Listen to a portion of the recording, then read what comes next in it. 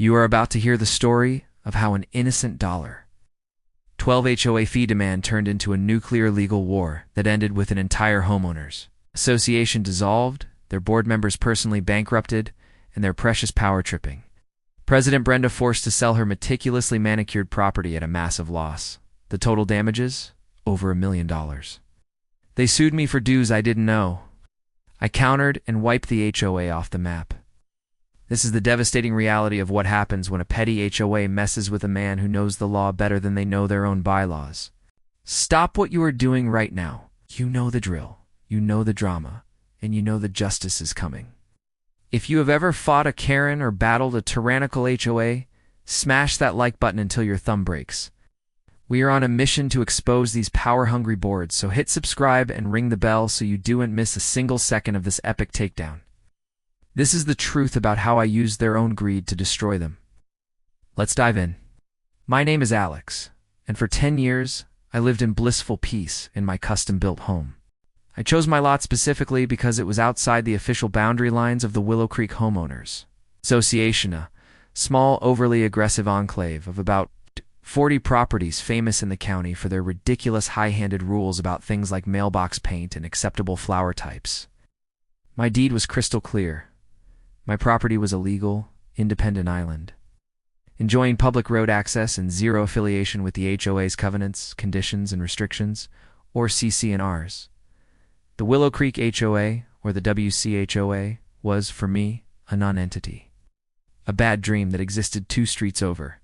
That peace, that beautiful, tranquil non-involvement, came crashing down with a certified letter signed by the WCHOA board president, Brenda, a woman whose entire personality was built around demanding compliance. The letter was a final notice before lien for $12.00 in past due community maintenance fees. $12. Not $12,000, but $12. My initial reaction was laughter. This had to be a typo, a clerical error, a joke. I tossed the letter in the recycle bin, but 3 weeks later, a second, even more aggressively worded letter arrived, certified mail, demanding $12 plus a $50 late fee, and now threatening foreclosure on my home I paid off. Independently owned home myth, the total of $62 was not received within 10 days. That's when the laughter stopped and the rage began. I pulled out my original deed, the survey maps, and the WCHOA's official county-filed CC&RS. I highlighted the precise section defining the association's boundaries. My property was nowhere within them. This wasn't a mistake. It was an act of pure, unadulterated overreach. I decided to respond not with anger, but with overwhelming, undeniable legal fact. I drafted a meticulously detailed letter, enclosing copies of my boundary survey and the HOA's own public documents, highlighting the legal impossibility of their claim. I added a single, ice-cold line. Any further communication regarding alleged fees will be considered harassment and addressed by legal counsel. I sent it certified mail, return receipt requested, to the entire WCHOA board. I thought that would be the end of it, the logical, reasonable end to a ridiculous bureaucratic mishap. But Brenda and the WCHOA board were not reasonable. They were intoxicated by their own petty authority. They received my letter, read the undeniable truth, and saw not a mistake to correct, but a challenge they were utterly unprepared to meet. The cliffhanger. Their next move wasn't a letter, it was a summons. They sued me. For $12, the summons landed on my doorstep like a declaration of war. Willow Creek Homeowners Association versus Alex Case File C7890. They weren't just seeking the $12. They had padded the claim with $1,500 in attorney fees and $500 in administrative processing costs. The spite fence was the WCHOA's last gasp of power, but it was also the final strategic mistake that guaranteed their destruction. David and I used it to devastating effect in the pre-trial hearing. We didn't even argue the $12 fee anymore. That was a long-lost memory. We argued the malicious intent and the blatant disregard for law and public safety evidenced by the unauthorized, illegally placed, 6-foot metal fence. Our motion was simple. We were seeking a summary judgment against the WCHOA. Board members for personal liability for the malicious prosecution and the unlawful expenditure of HOA funds. and we included the damning email from Brenda. The court proceedings were brutal for Brenda.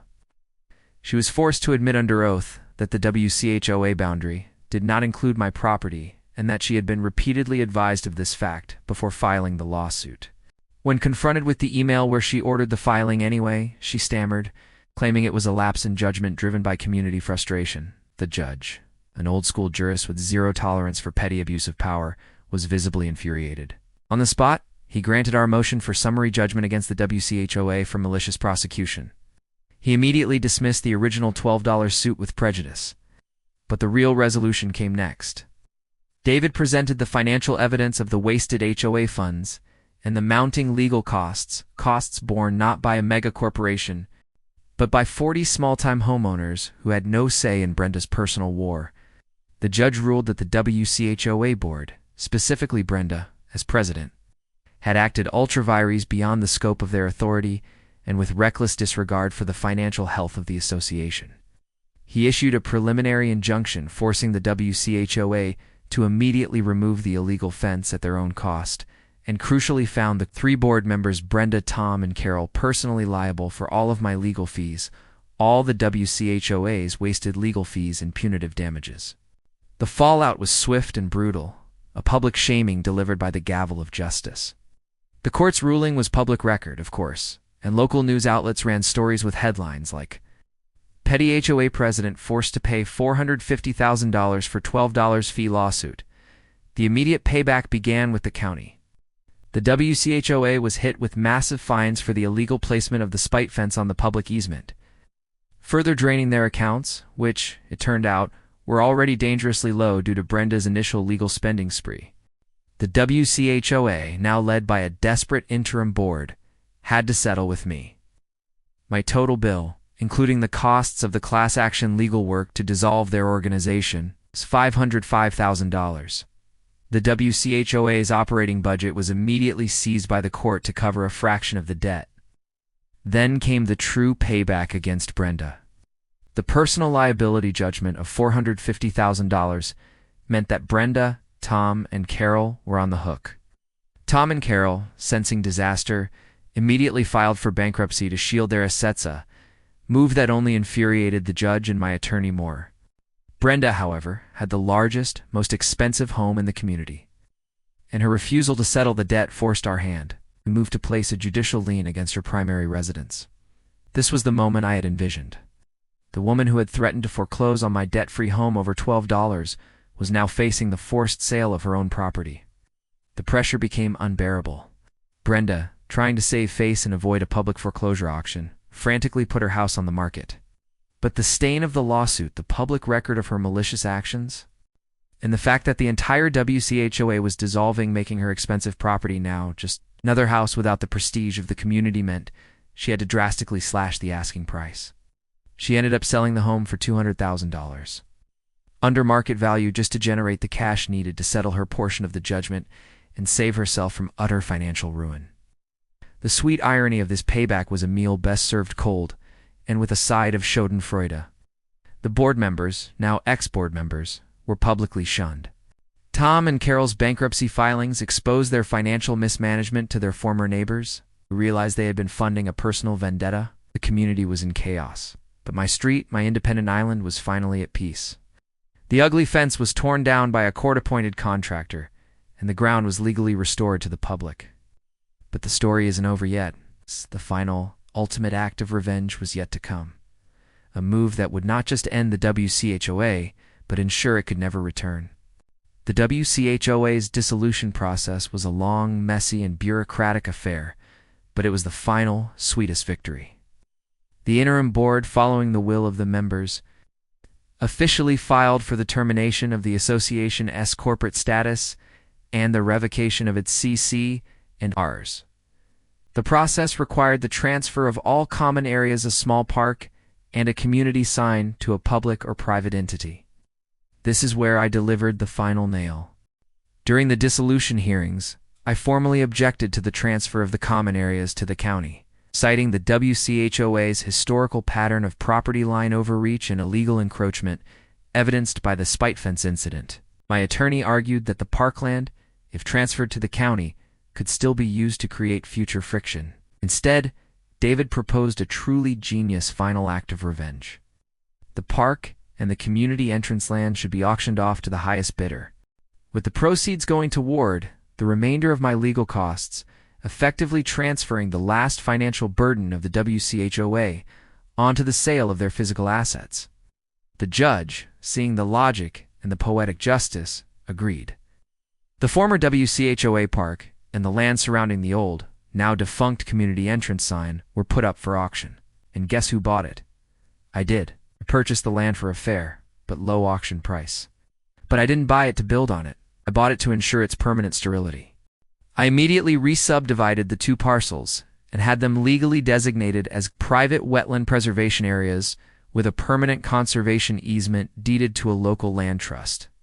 The deed explicitly bans any development, structure, or community use forever. This meant that not only was the WCHOA dissolved, but their former common areas, the very heart of their community identity, were now legally inaccessible, unusable, and permanently off-limits. They could never be rebuilt.